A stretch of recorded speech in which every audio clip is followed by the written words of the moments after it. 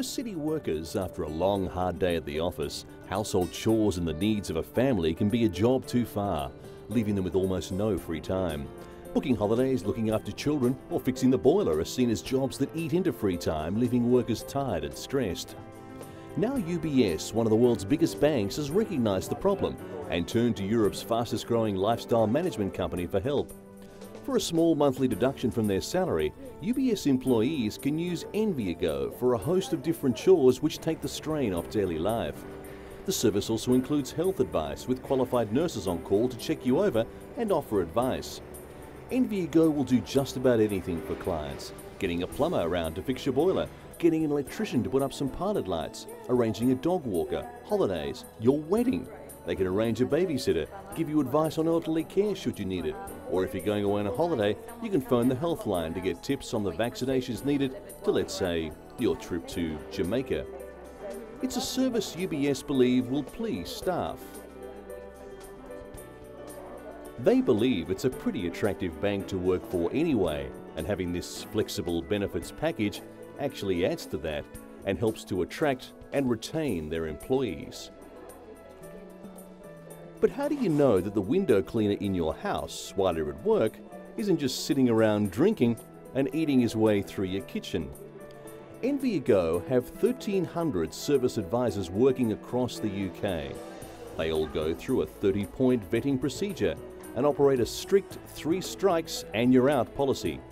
They have a test group of clients they use to test the service providers before they go into the main body of clients.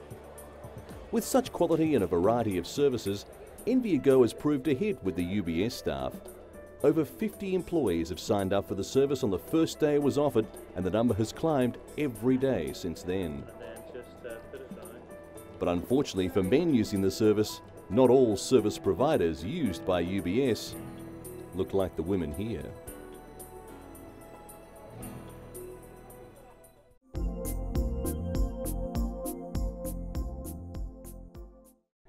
The Copenhagen Gay Parade saw more than 40,000 people celebrating in support of tolerance and freedom. The chairman of the Danish Mermaid Parade, John Bertelsen, said he thought it was the best way to promote gays and lesbians, who are known as happy people. So if you're playing all the good songs, have drag shows and good musicians, this is the best way to show gays and lesbians that they're happy people and they're here.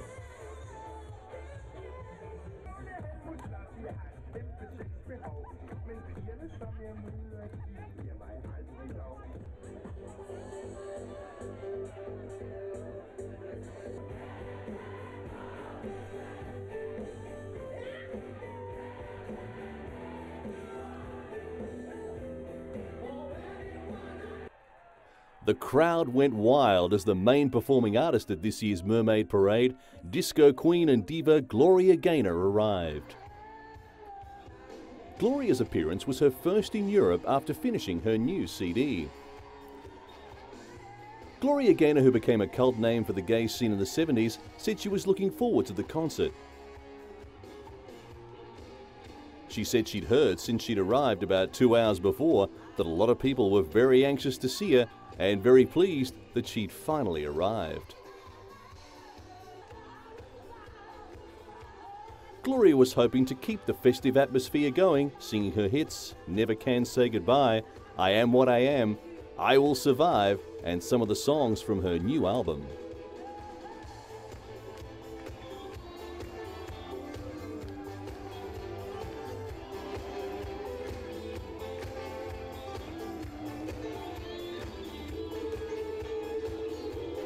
Gay people love divas, so it's perfect that Gloria Gaynor was there.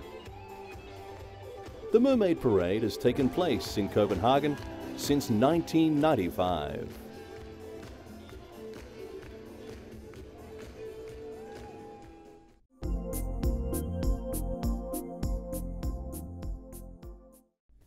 A Moscow winter can be beautiful, but perilous. Take several centimeters of snow and millions of pedestrians, and you have ice-packed, snow-covered streets and pavements. Thousands of people are injured each winter from falling down on slippery streets and pavements. The bruises and bumps can be more serious for the young or elderly, or those who have just been partying too much. But now there are winter walkers to keep pedestrians safe and vertical. The device, made of a short metal chain and rubber straps, simply slips onto boots and shoes to provide extra grip. It's the equivalent of a winter snow chain for a car that gives extra grip to the wheels. The inventor of Winter Walker, Yuri Rogan, said that he thought up the idea when his elderly mother had been stuck at home, too afraid to venture out on the slick winter streets.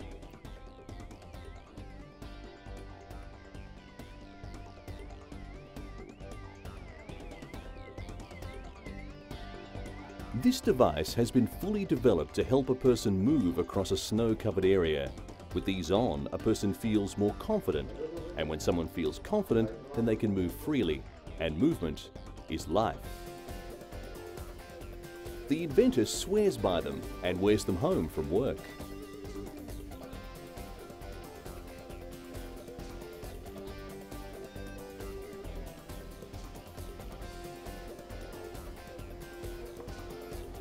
Rogan says that he and his company hope to expand their sales beyond Moscow and to regions across Russia, where streets and sidewalks are less likely to be cleared and safe.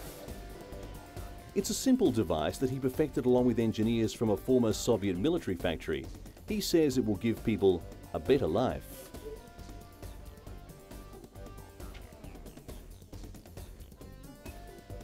But people that were asked to try on the Winter Walkers in the center of Moscow gave it mixed reviews.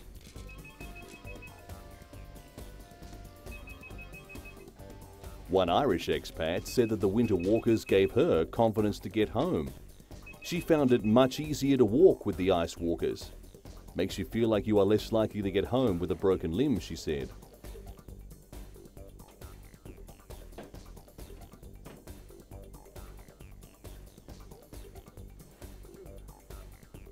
Another woman said that the Winter Walkers would be certain death in parts of Moscow.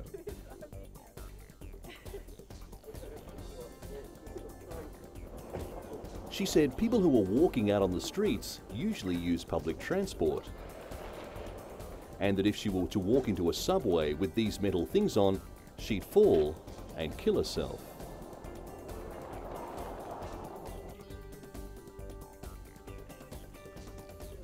Another man said that the Winter Walkers made it feel like he was walking on a good surface. They hold your body to the ground well. You don't feel like you will slip.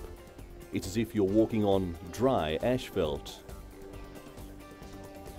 For now, Winter Walkers are only available in Russia, but the company says they are looking to expand once they and their customers manage to keep their feet on the ground.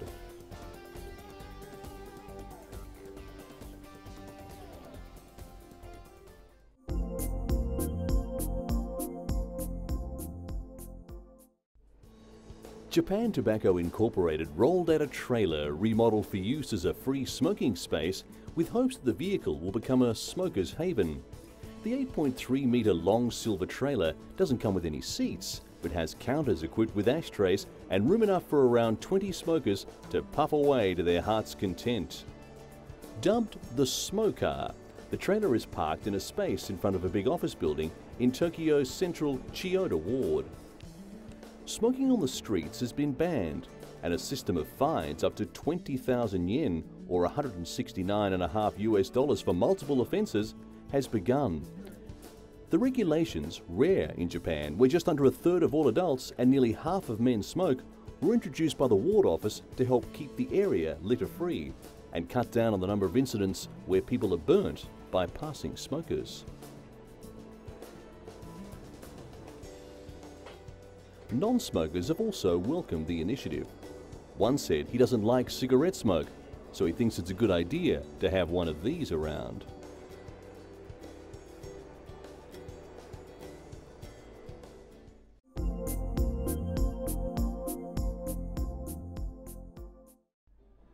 Contestants between the ages of 20 and 42 years old had to drink 5 shots of domestic rice and fruit wines and then run through an obstacle course made of alcohol bottles lined 10 inches apart. Knocking the bottles over or vomiting was a foul, and contestants doing so were disqualified.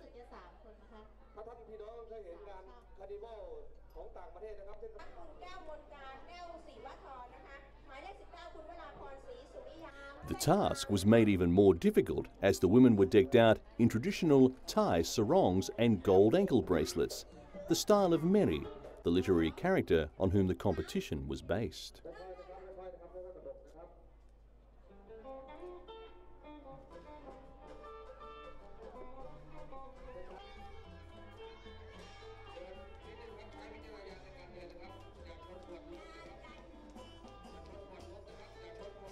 In the story of Farot Meri, Meri's lover, after he discovers that she is a giant, tricks her into getting drunk so that he could escape.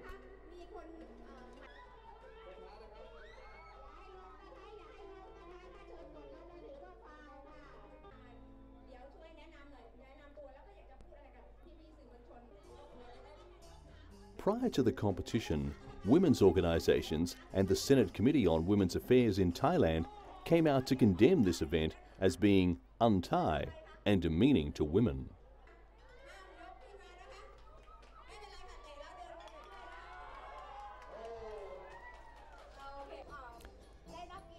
The competitors, though, didn't seem to mind at all and quickly emptied their glasses. None came close to vomiting, though a few did knock some bottles over.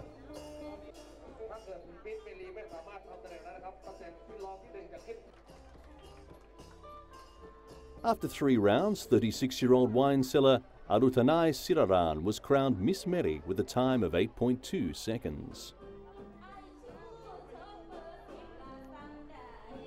At the same event, 15 men also competed in the Mr. Chochok eating contest. Contestants were put on a scale before the competition and then again after. The person who gained the most weight after 15 minutes of eating was declared the winner.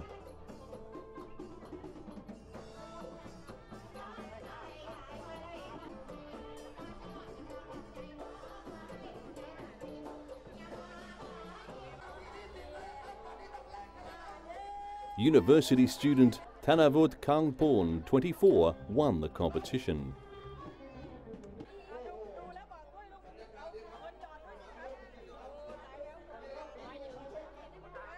He weighed in at 116 kilograms before stuffing himself with grilled chicken and fish, grapes and various Thai desserts. He put on 3.1 kilos and took home the title of Mr. Chochok.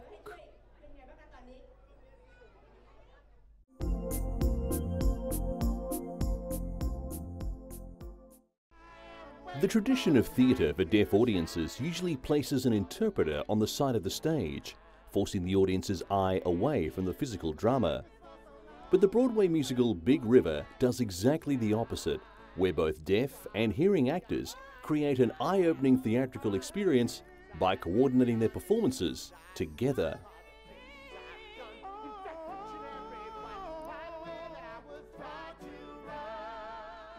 Brought to life by the Deaf West Theatre, the show is not just about black and white people, but about the deaf and the hearing. Big River, The Adventures of Huckleberry Finn, is based on one of the greatest creations in American fiction. The tale of adventure and self-discovery begins on a raft in the Mississippi River in the 1840s, where Huck, escaping from a drunken father, meets up with Jim, a runaway slave.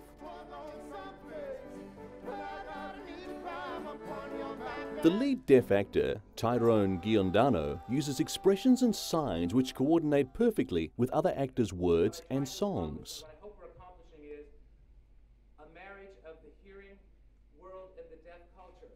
For Giordano, being on Broadway is unbelievably good luck.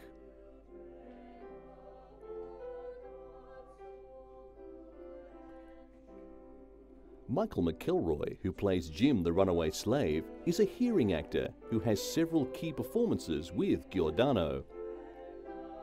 McElroy's fluid stage performance took hours of painstaking rehearsals, and for an actor who comes from a traditional theatre background, showed considerable dedication.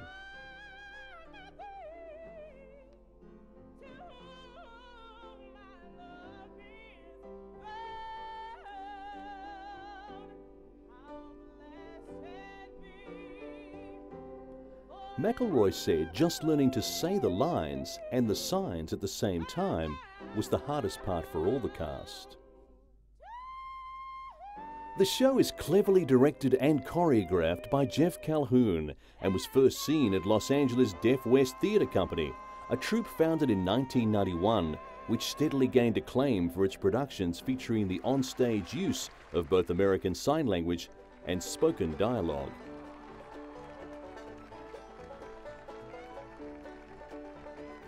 Calhoun says having a deaf Huck permeates the story and adds a great irony and profoundness to the richness of Twain's story.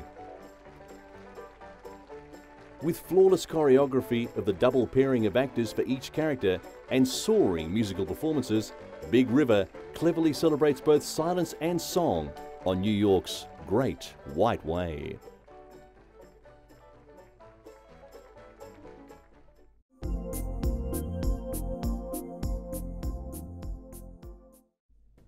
From the 15th century to the present day, military design and dress has been part of fashion. Many uniforms were based on contemporary styles, and for each generation, they've provided an important link to the fashions of the day. Historians believe military clothing has always made a fashion statement. It's the style, say some. The style over the 17th, 18th and 19th century is superb. The cut, the look, the way they hang, the whole thing about a soldier's uniform is glamour, basically. And they say that glamour endures. Today, many of the army styles of the past have been incorporated into fashion items by fashion designers.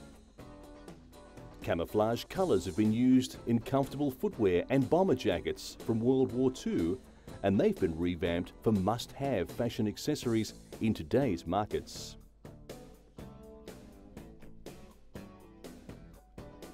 To some, the military's cool, and young people want to follow this look with streetwise and street cred.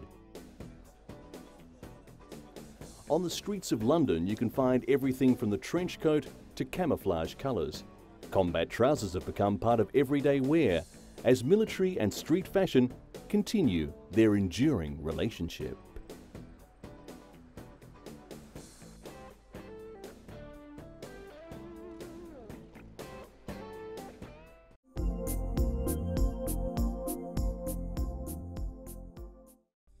One of the largest touring art exhibitions in China is Asian Field. Under the guide of the British artist Antony Gormley, over 300 people of all ages from the Huadu district in the northeast used 100 tons of clay to create 200,000 fist-sized figurines within 5 days.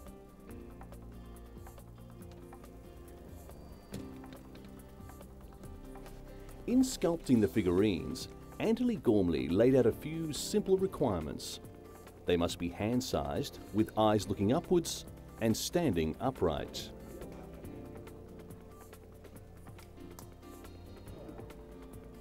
The relationship of man versus earth and space was the master sculptor's theme.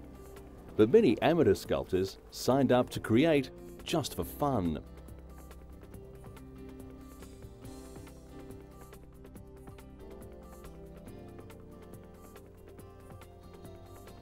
One 67-year-old said he went there just for fun, just like a kid playing with clay. But after listening to Mr. Antony's explanation, he said he realized he could create statues with his own imagination, lots of them.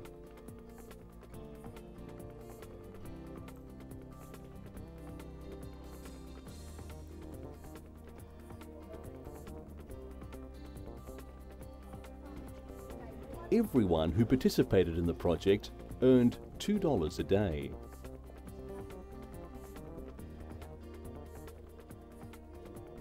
None of the people involved with the exhibition knew anything before making clay statuettes, but they've created an impressive artistic portfolio.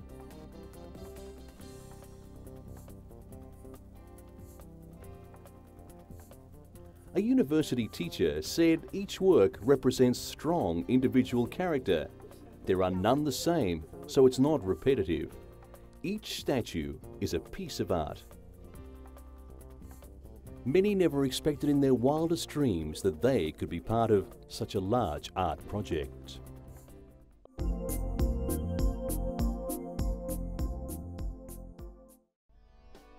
Puckering up for the chance to win hundreds of pounds worth of cosmetics, hundreds of women across Britain took part in a competition. Entrants were invited to send in their lip imprint to the Royal Society of Chemistry, where judges took a typically scientific approach in judging the nation's best lips. The aim was to make people appreciate how advances in science and chemistry have provided materials like cosmetics that many users may take for granted. For example, lipsticks are a very complex mixture of fats, waxes, dyes, lots of pearlescent bits to make them shine. Lipsticks are very complicated to make them stick on people's lips and not on anything else. He went on to say chemists have been working for ages on this, and people tend to forget about it and just apply it, and don't realize where it's come from and all the hard work that's gone into it. Most took the whole thing in a good sense of humour. And by linking science with the traditional celebration of romance, the society hoped that people will learn to love science, maybe as much as their Valentine.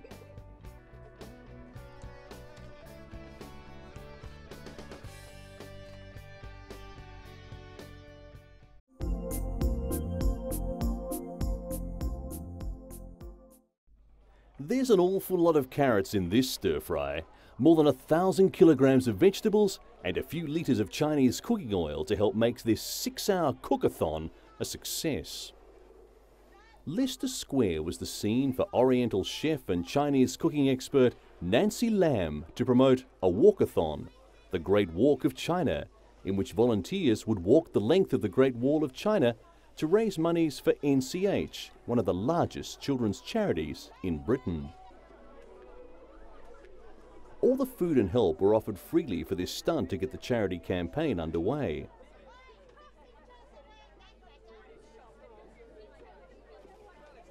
Chef Nancy Lam said they have hundreds of organisations to thank for this, 1,000 children to help, and their families to boot. She said if you are so rich in this country, can't you give a little bit? Actress Jenny Agutter helped to eat the huge stir-fry. The cookathon lasts 6 hours, and by all accounts, all of the food was delicious.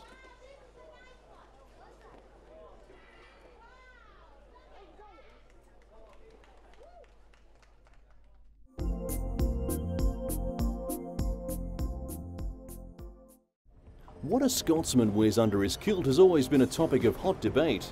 But as the Lunar New Year looms in China, there's no mystery about what will lurk beneath the suits and skirts of anyone born in the year of the monkey. Bright red underwear will be the fashion must for 12 months. And if red's not your colour, then you can opt for underwear with a cheeky monkey on the front instead.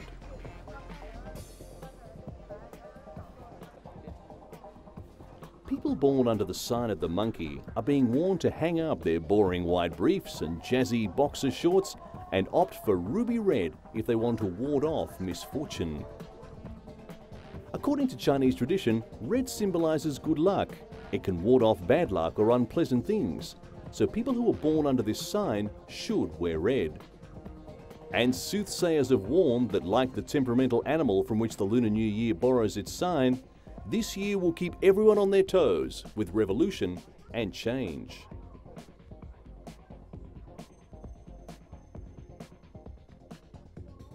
Human monkeys are taking no chances and donning bright red under their winter long johns. And some are giving red underwear and clothes as presents to others.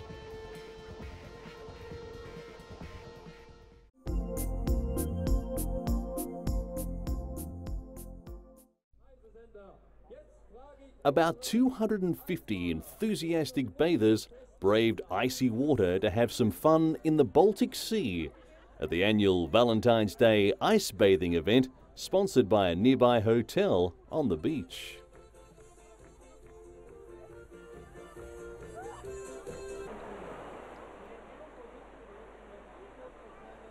About 4,000 spectators, bundled up in winter clothes, watch the participants strip down to next to nothing, undeterred by the cold winter weather.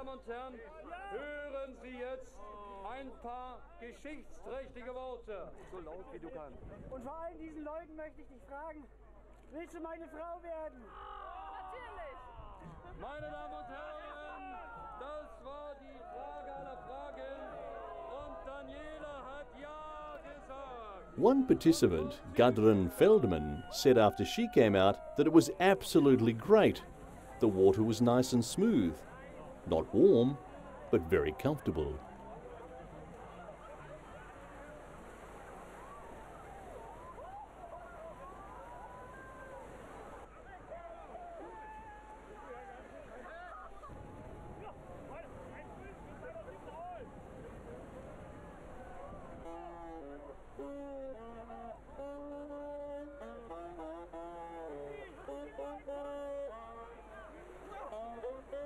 Some thought the atmosphere so wonderful, they tried pulling others into the water. Oh well, maybe next time.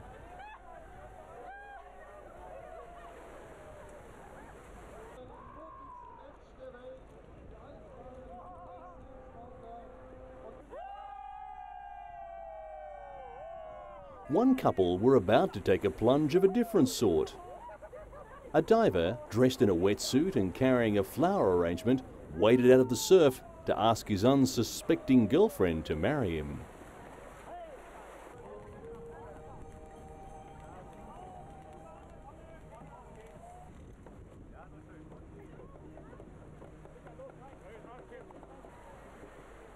The swimmers took more than 1,500 roses into the water with them.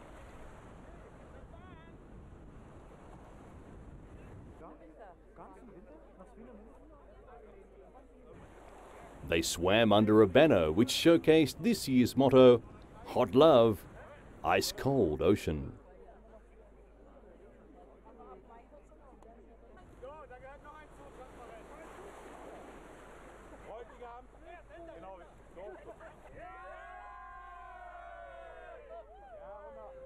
Organiser Achim Gerlich called it a special kind of refreshment, and with a water temperature of 2 degrees Celsius, no one disagreed. He wasn't far off the mark.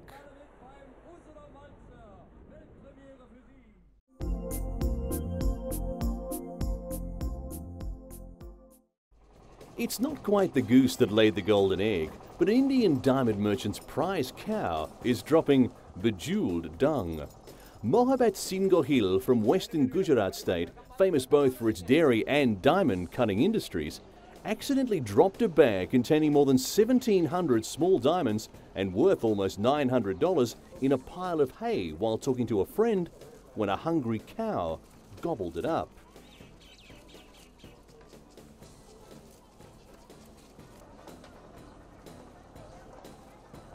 Now Gohil is feeding the animal a rich diet of grass, grain, fruit and laxatives, and has so far recovered 300 diamonds.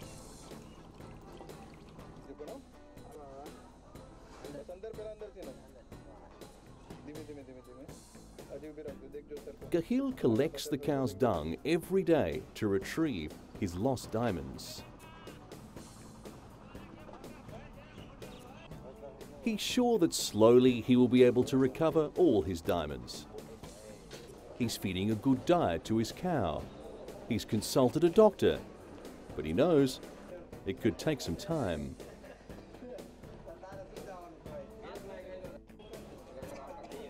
Diamonds are dear to Gohil, but he cannot get the cow operated on as Hindu religious beliefs don't permit it.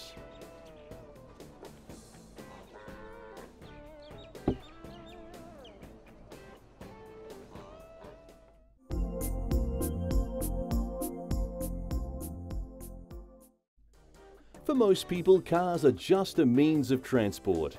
But not this latest creation from Sudhakar. It's a suitcase-shaped car, which in a reversal of roles, carries people to their destination. The four-wheeled suitcase also has a folding seat to match, and the inventor says that it took him 3 months to design the car. It has a 50cc engine and the speed limit of 40 kilometers per hour.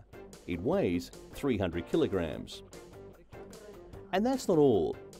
Sudakar's earlier creation, even more bizarre, and definitely not for the faint-hearted, is shaped as a commode.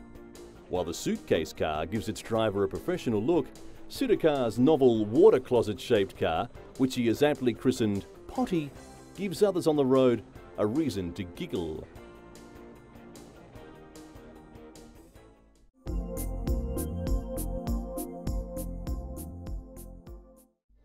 In Central Australia, a singing, piano-playing dingo is said to stump trivia lovers around the world.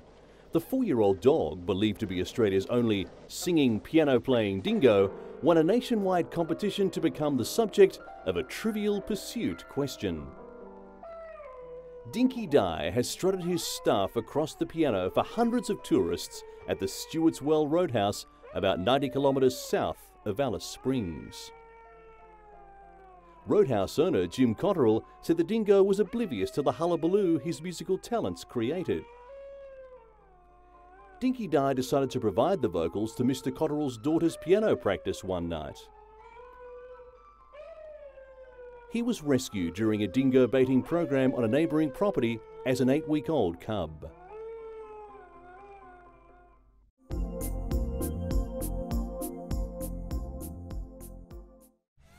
While a grueling hot sun baked the ground in the backyard of the Castro prison complex, forcing most inmates to remain in their cells, others sought the cool darkness of an arts and crafts shop, where they spent their time chiseling wood and moulding clay into an array of figurines.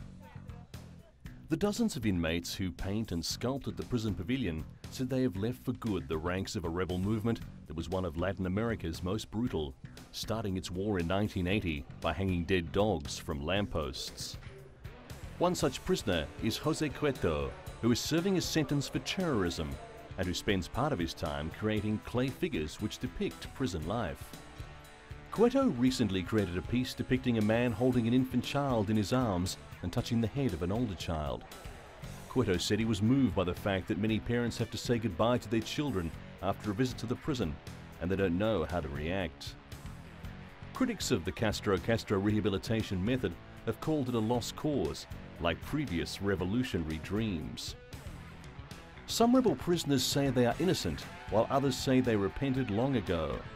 Other old-timers are part of the Shining Path that declared a ceasefire in 1993 after the capture of their leader, the bearded Abimael Guzman, in 1992.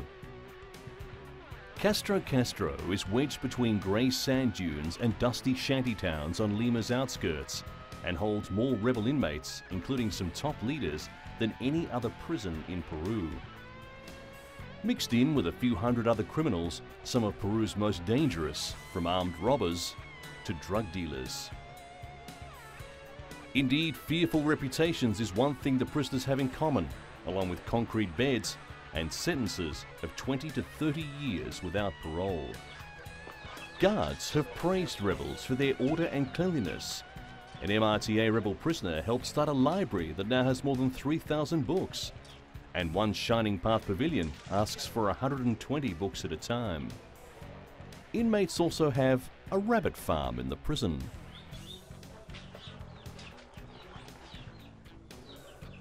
But their calls for attention will be an uphill struggle in a country where few Peruvians harbour illusions over the Shining Path. Responsible for massacres of whole villages and for making Amazon natives into slaves and cannon fodder for army attacks.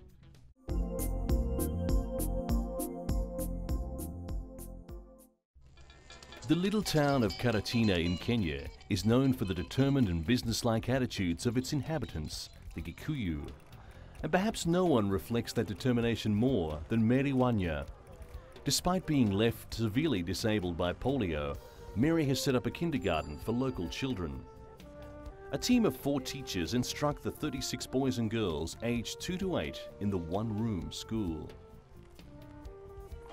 Mary has also achieved status as a mouth painter. She paints by grasping the brush in her teeth and delicately drawing it across the paper to create the images she loves. She says her favourite scenes are of everyday things like people, including women at the market and children too. Mary has 2 grown children of her own, Jessica and David. She says, mostly I like drawing children, doing other childlike things. I love children very much because most of the motives are about children, about women carrying children, and about women doing their thing, doing their daily businesses. Mary has achieved what she has by sheer determination and hard work. The polio struck her when she was 6. The disease destroyed the muscles in her legs and arms and left her confined to a wheelchair. Rejected by many people and almost abandoned by her family, Wanya spent 10 years in hospital and felt that her life was over. But despite the setback, which would put most people into a major depression, Wanya says she was inspired by a European man who was more disabled than her. He had lost the use of all his arms, but still he depended on a machine to breathe, recalled Mary. And still he had the urge to go on with life. And he would tell me, "Listen, you are much better because you can sit and you can breathe on your own. You have to paint if you want your own life and lead a normal life like any other person. You have to start drawing and painting."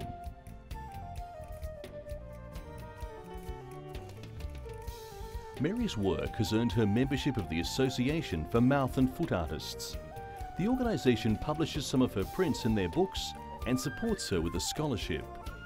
The money goes towards repairing wear and tear on her wheelchair.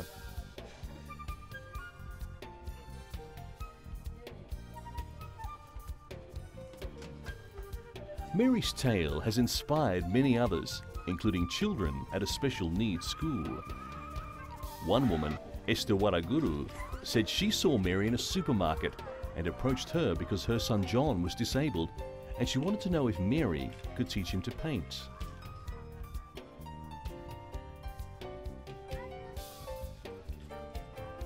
I told her, "You are exactly like my son, each and everything." Then she asked me, "How can I get your son so that I may know him?"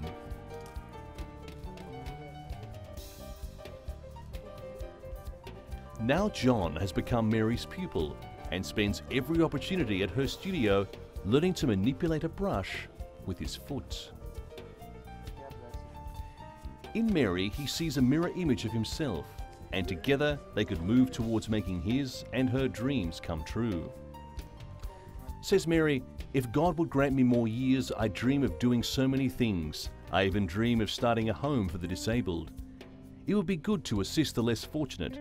I also dream that if I was able, I would start a place and teach the severely disabled how to paint, holding the brushes in their mouth and with their feet. Those are my dreams."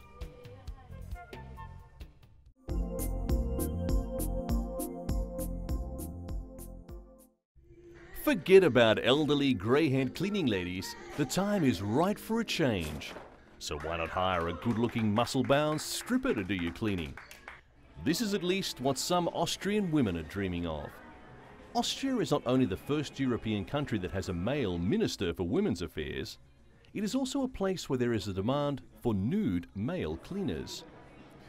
To mark International Women's Day, Vienna radio station Energy 104.2 set up a phone-in competition for women only. The prize? A naked male cleaner who would clean and dust one evening for the lucky winner wearing only the briefest of underpants. If that, as the radio station assured eager participants. The competition for the nude male cleaner took place during the morning of International Women's Day. The response to the competition was immense.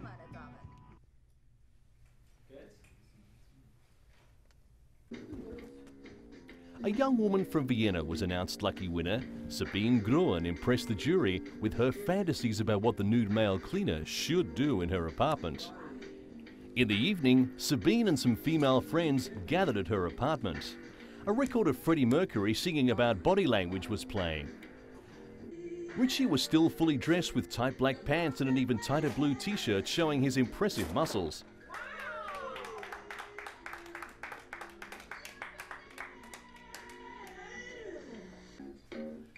Instead of cleaning the furniture in the living room, Richie found a more imaginative use for his duster, tickling Sabine and her friends.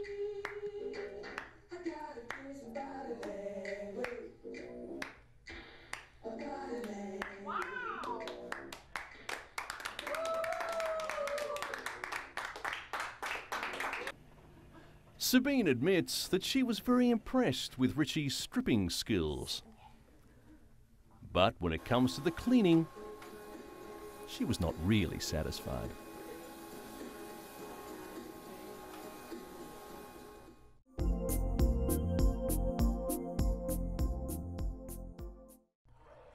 In a muddy courtyard in front of majestic Buddhist temples, they gather, their bodies covered in ornate tattoos, which, they believe, protect them from harm. Each year, men from across the country travel to the central province of Nakhon Prathom to be given tattoos from local monks. Each marking is symbolic and represents a certain animal god which offers them protection.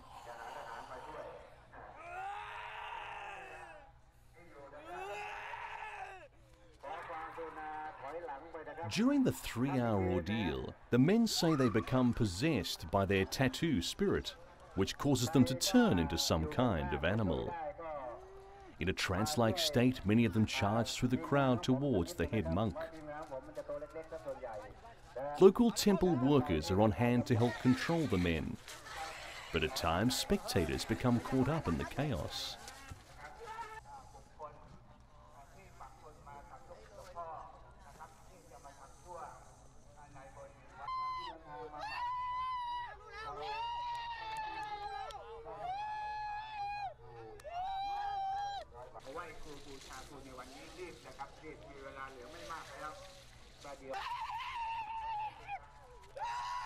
Despite the crazy appearance of the ceremony to outsiders, those taking part in the event say it's very serious.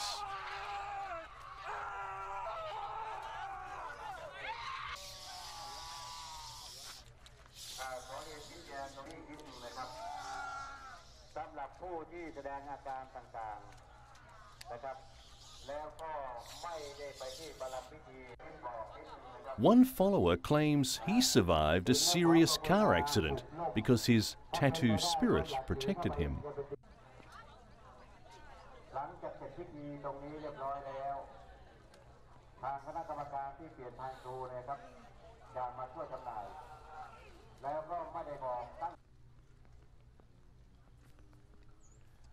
The few tourists who braved the rain and the chaos say it's a spectacle worth seeing firsthand.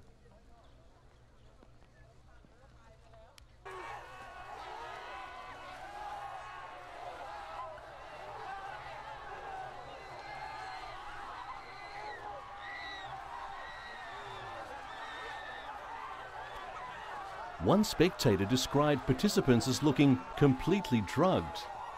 The trance they go into, their eyes, look like they're on something. It's interesting, but scary. This ceremony comes to a dramatic conclusion as the head monk sprays magic water over the crowd.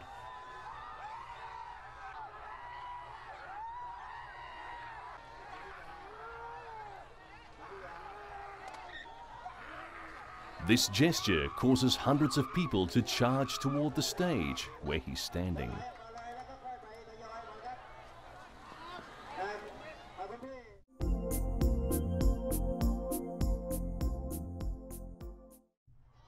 This pageant brought eunuchs from across India to the central city of Bhopal on a day when the country celebrated Holi, the Hindu festival of colours. Ms. Neha of Delhi was crowned Miss World after the beauty contest. The participants walked along a ramp and danced to popular Hindi language songs. The participants were thrilled at the new experience. Organisers said the idea behind hosting this unique event was to change the attitude of people towards eunuchs. The idea behind the concept is to give them a nice environment and they get some encouragement.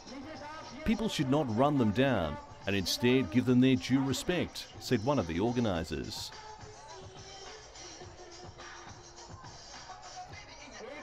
Eunuchs, called hiras in India, are mostly men castrated at puberty, but they are referred to as she, and the expression is broadly used to describe those classified as neither male nor female.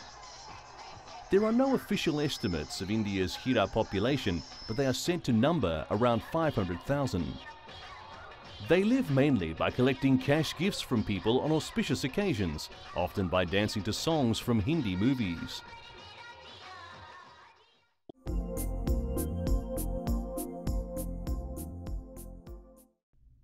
Nearly 800 people from around the world participated in the convention, which promotes friendship between Japan and other countries through common appreciation of flower arranging. The group with the motto of Friendship Through Flowers counts over 10,000 members worldwide in 60 different countries. Members of the Japanese royal family hold honorary titles in the organization, and a visit by them precedes the inauguration ceremony. Ikebana teachers from all over the world and their students gathered in the Japanese port city of Yokohama, where they showed off their skills and artistic sense by creating a colourful array of arrangements. They also participated in workshops to exchange ideas to hone their skills further. Reasons for doing Ikebana vary from a mere hobby to a way of finding inner peace. One participant said they feel they are growing closer to nature, and it's very relaxing, like any other meditation, like yoga.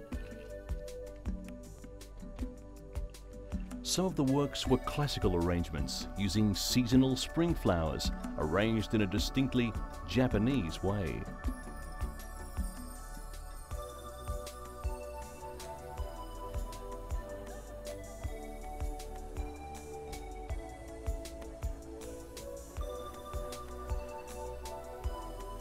Others were imaginative in design, encompassing wads of paper, plastic toys, and other unusual objects using brightly coloured tropical blooms.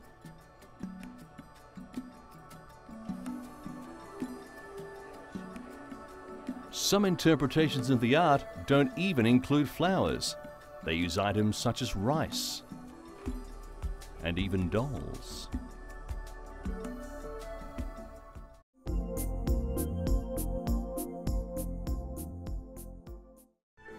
Irish eyes are smiling in Vietnam, even if the entrepreneur behind Sheridan Irish House grew up in Asia and his local staff weren't born with names like Paddy. While Michael Forsyth comes from Scottish-Irish stock, his roots are firmly in Asia. The 11-year veteran of life in Vietnam says he's managed to combine the best of both worlds at Sheridan's Irish House. Vietnamese musicians had to be trained on the fiddle and other traditional Irish instruments, while staff are given Irish nicknames and taught how to sing ballads. Born in Shanghai in 1949, Forsyth worked in Hong Kong, Europe and the Middle East before coming to Vietnam's bustling commercial capital. The decor in the 2-year-old pub was built by local craftsmen, and a Vietnamese chef's repertoire ranges from lamb stew to chicken tikka. As for the Guinness, it was brought in by hand until a local company obtained an import permit. Most of the customers are expatriates who can afford $5 for a can of Guinness or a Bushmill single malt in a country where the average income is about $360 a year. Forsyth says business is booming, and with a little luck of the Irish, he plans to open another pub in Hanoi.